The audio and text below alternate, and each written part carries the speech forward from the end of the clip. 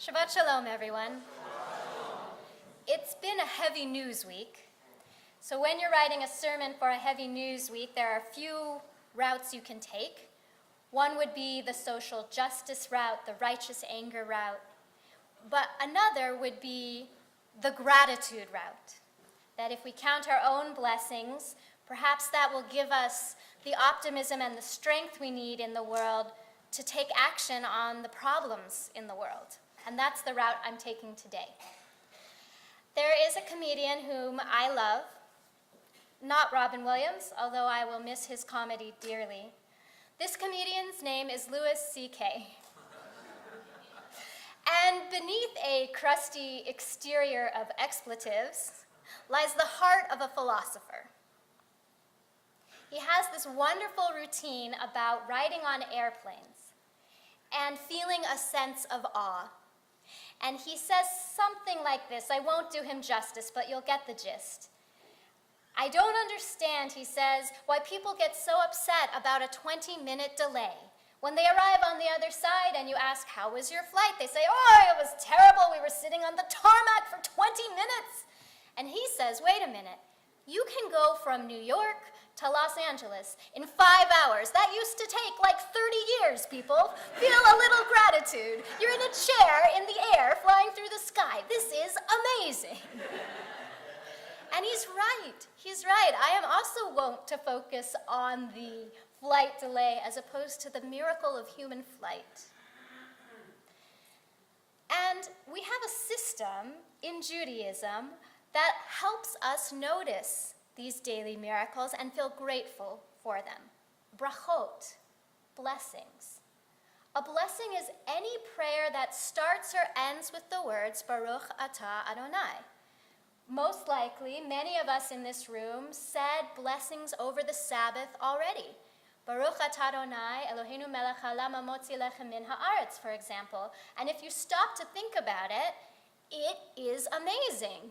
We are the third rock from the sun, which positions us perfectly to have liquid water, which means rain will fall and germinate a seed, which grows into a rather strange-looking grass, which cannot be digested. Its kernels are too hard for us until human ingenuity figured out how to grind it up, turn it into flour, mix it with this thing that is kind of hard to grow at first, yeast, put it all together, get it to ferment, to bake into the challah that's on your table.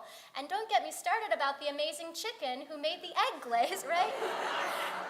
It is amazing to stand there with a piece of challah in your hand. And so Judaism has a spiritual discipline, a system that helps us notice that it's truly amazing to eat.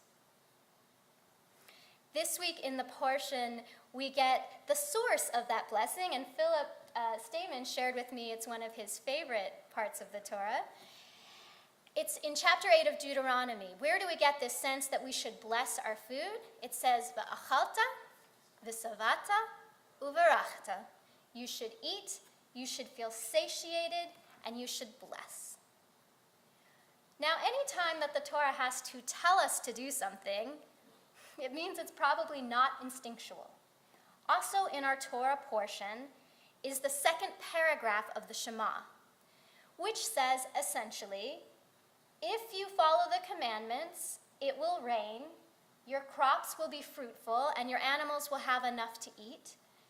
If you don't follow the commandments, God will be angry and close up the sky, and there will be drought and hunger.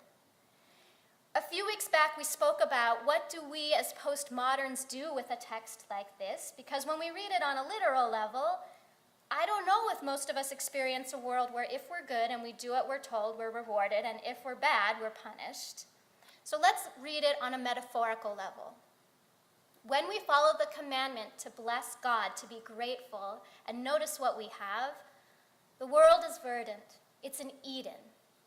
And when we forget, when we get wrapped up in our 20-minute flight delay instead of the miracle of human flight, the world is a wasteland. And so this system that our ancestors set up helps us notice gratitude and enjoy the world in which we live. This ancient wisdom has been reproduced fairly recently in the field of positive psychology. Dr. Robert Emmons of UC Davis and Dr. Michael McCullough of the University of Miami have recently in the last decade done a study on gratitude. And they took 3 groups. One was their control group, one was a group of healthy people, and one was a group of people with neurological disorders.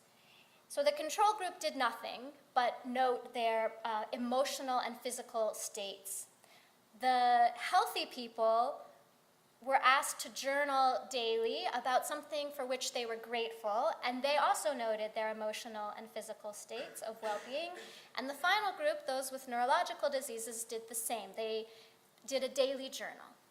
And the end result was that those who expressed gratitude, noticed their gifts, their emotional and physical health benefited.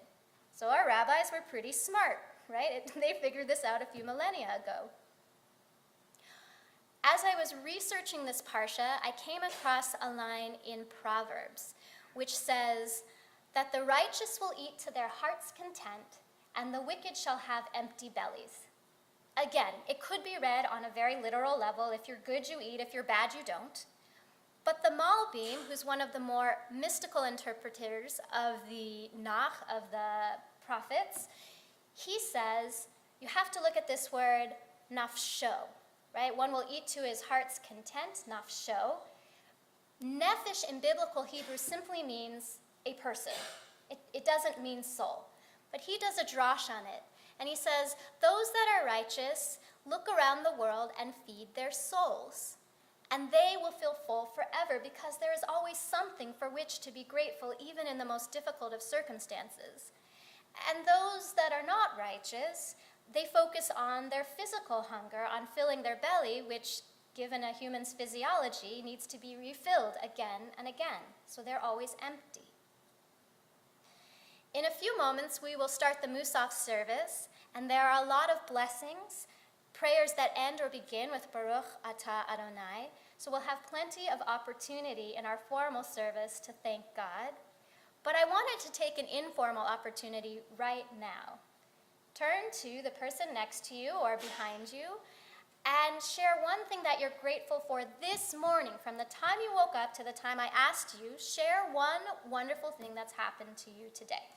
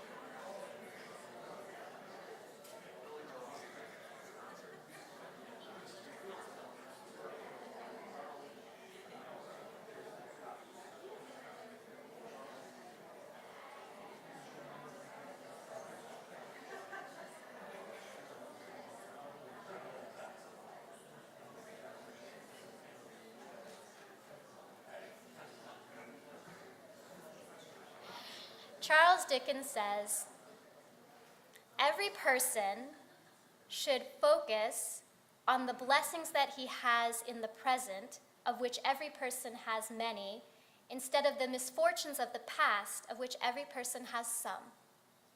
My hope for us this week is that we are filled with a sense of gratitude, which hopefully will give us the fortitude that we need to change our attitude to address the problems in the world. Shabbat Shalom.